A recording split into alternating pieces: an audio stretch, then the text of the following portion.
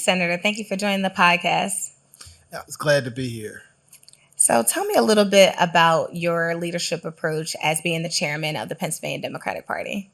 Look, Pennsylvania is a big, diverse state. The first thing is you got to listen to people where they are and listen to them and really sort of tailor our approach to where people are. The way we approach folks who live out in rural Pennsylvania, up in the top of the northern tier in Tioga or Bradford County, is completely different than the way we need to approach people in North Philadelphia, my district. And there are differences between even in North Philly versus, say, out in the suburbs on the main line, or in Harrisburg or Pittsburgh. And so the people who are most effective at communicating people are the people who are talking to their neighbors. And when we have that approach, we'll be most effective. And so while our values don't change, we care about people, making sure that everybody, regardless of how much money you have or who you look like or how you love, can see a doctor if you're sick. We believe that folk should all be treated equal. We believe that everybody who works a full-time job should be able to be able to support a family with that money, and that there should be business and economic opportunities for all. We care about our planet. Those may be the issues, but the way you talk about it is different in different communities, and we have to speak in a local voice. I love that. And you have been the senator serving the good people in North Philadelphia for about 2 terms now. Yep. And so some of your initiatives to help small businesses and create job opportunities, explain a little bit about what you've done on the state level. Well, one of the things that was really, we've done a bunch of stuff. Right. One of the things that was really critical was during COVID, when the PPP program, 95% of Black and brown businesses, the way it was originally conceived, weren't getting the dollars because the big banks were turning away. We designed a program where we pushed out CARES dollars through the Community Development Financial Institutions, CDFIs, and were able to get money. That was in part response to the barbershops and beauty salons complaining, but it affected so many Black and brown businesses. And so that was a much more effective way of getting resources to people that don't have the traditionally as strong relationships with banks. Another thing we do, just in terms of, there are lots of programs people know about. Every year we do a supplier diversity forum where we bring in private sector folks and public sector folks to do business with folks, and we usually get 500-600 diverse businesses in there every year. Yeah, and it's been pretty impactful. Yeah, I love it. I'm actually one who spoke on a panel, and I tell you, some of the corporations that's been in that room have been following up. They are impactful, and they're ready to do business with minority businesses. So back on your other hat, chairman of the Pennsylvania Democratic Party, how important do you believe Pennsylvania is in the upcoming presidential election? I think we're critical. I think that the winner of Pennsylvania will likely be the next president. And I think with the requisite amount of work that's going to be needed, Joe Biden will win Pennsylvania. But it's going to take some work. I mean, realistically, while he is an overwhelming favorite in a primary, because there is a primary election, in the general election against Donald Trump, it's going to be competitive. We're a purple state, and there are a lot of folks out there who, but for whatever reason, like the Orange Menace. But what I think we've got to do is there are far more people who don't. Yeah. And whether you're people of color who are frustrated, but realistically know that going backwards to Trump doesn't make sense, or you're suburbanites who have a different set of values, but understand that you don't want your the right to choose or rights to vote infringed upon, or you're just regular people who, like, I care about my life, but I don't hate anyone else. I don't hate Mexicans. I don't hate Black folk. I don't hate the LGBT plus community. I don't hate anybody. Those folk too are all folks that we need to be communicating with.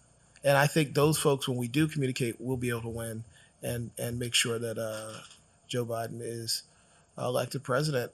But it's going to be a lot of work, and we can take nothing for granted. In 2016, we didn't reach out to some of our rural communities, and the margins were much larger than they should have been. And as a consequence, that's why Hillary lost. She could have won, and we didn't invest enough in urban Pennsylvania as well, specifically urban Philadelphia. Doing those two things making sure we don't just talk to people in the suburbs who are critically important. We also talk to our urban base and we talk to rural voters. If we don't forget, if we talk to everyone, we'll win. I agree. Inclusivity is an important factor. So the Biden administration has made some historical investments in Pennsylvania on infrastructure and other sectors. How do you think those policy decisions will impact voter turnout in this upcoming election? I think the Biden administration's policies have been really solid and good. I think the Biden administration's communication, not so much. Part of that because Joe Biden's a workhorse and not a show horse. And he's certainly no reality TV star. But what I can say is that if we're able to communicate his policies, we'll get the results we need. But unfortunately, we got a lot of work to do because there are people who've benefited from things the Biden administration has done that don't know. Right. The infrastructure bill, for instance, in my district, advanced money to make school safe zones, something really important to parents. But a lot of people don't realize that money came from the Biden administration. So we did have an event with Senator Casey to talk about that. Yeah. Got to do a lot more, and that's happening everywhere. A lot of the bridges that are getting fixed, people don't know. People give Governor Shapiro credit for the amazing 12 days of reopening I-95, and he did a great job. His leadership should be applauded. But the Biden administration's resources are part of why Pennsylvania has the resources to do that, and he got great support from the Biden administration. And so we've got to do a better job communicating how those policies affect regular people's lives. And finally, the violence prevention dollars. Crime is dropping in part because of those investments we made. I'm proud to have been a champion of making those investments. But the resources are that we had to invest are a direct result of policy decisions and things that Biden administration was able to advance to make sure the Commonwealth had the resources we need. People have seen you be a leader, not only locally, but statewide and on a national level.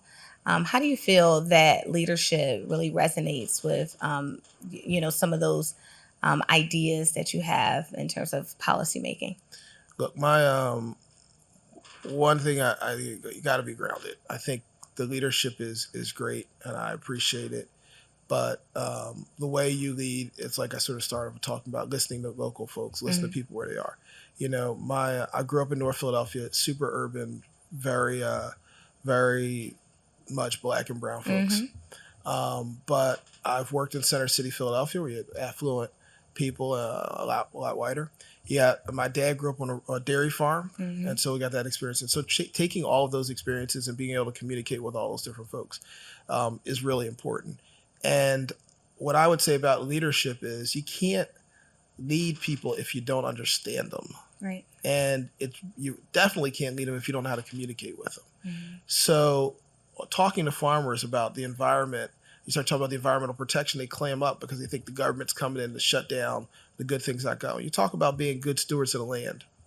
You talk about protecting nature. Then that resonates with them because they know you can't grow food if the land's messed up. You talk to people in the hood about the benefits of the infrastructure bill and they glaze over. But you say, hey, man, that resource has created jobs and it made our kids safer. That resonates.